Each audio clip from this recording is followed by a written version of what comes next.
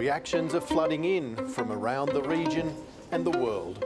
China is a good friend of Solomon Islands, but this is not something a friend does. This is not good in our region. We are living in a region that is proudly nuclear free and has a history here. But also, we don't want to see increasing militarisation in our region.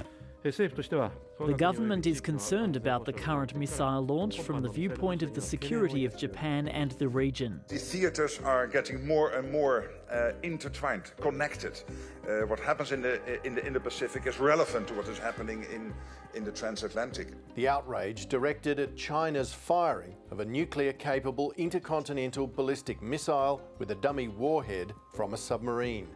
It's believed to have been launched from the South China Sea, flying over multiple Pacific nations before splashing down near Tuvalu's exclusive economic zone. China insisted it was a routine test.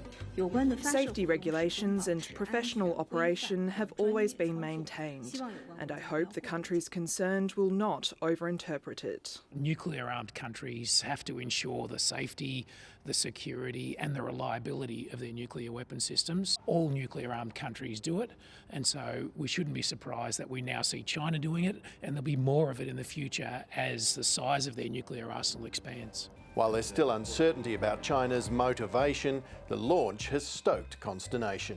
Part of the concerns that we will express is the nature of the weapon that was tested, that has a capacity clearly to reach at long range. And that provocation and intimidation is unacceptable. Now, the truth of the matter is the best pathway to peace is strength, and that is why we need to see an increase in defence spending. Yesterday's test was not the first to draw international condemnation. The People's Liberation Army launched an ICBM from Hainan Island in September 2024. But both events have provided a demonstration of China's ability to retaliate. If there is a signalling component to this, then it's aimed at the other nuclear powers, not at Australia, and certainly not at our diplomacy in the Pacific Islands, as some have suggested. I think it would be the height of parochialism to think that this is about us. Sam Roggeveen heads the Lowy Institute's International Security Program and last month published a major study on China's military build-up. He says the country already has 6 ballistic missile-firing submarines in its fleet and is expanding that number. Submarine-launched ballistic missiles are designed to ensure that if ever another nuclear-armed country launched a sneak attack or a surprise attack on them, that they would have the means to strike back. China's display of firepower is also about elevating the country's global prestige. In fact, one of the motivations behind the build-up of China's nuclear weapons capabilities is status and stature in the international system.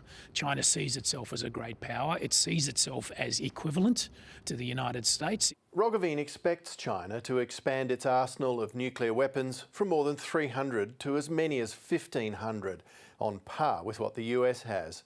This week's test, deliberately timed or not, has helped reinforce the Prime Minister's regional strategy, which is ultimately about preventing China from establishing bases in the Pacific. It is absolutely a vital priority for Australia to keep China at a distance, and the diplomacy that we've seen over the last year or so has, I think, done a great deal to ensure that China stays at a distance. We don't want to see any more countries, China, America, anybody. We don't want anybody testing the ICBMs in the Pacific Islands region. That's the bottom line. Be our friend, but don't threaten us.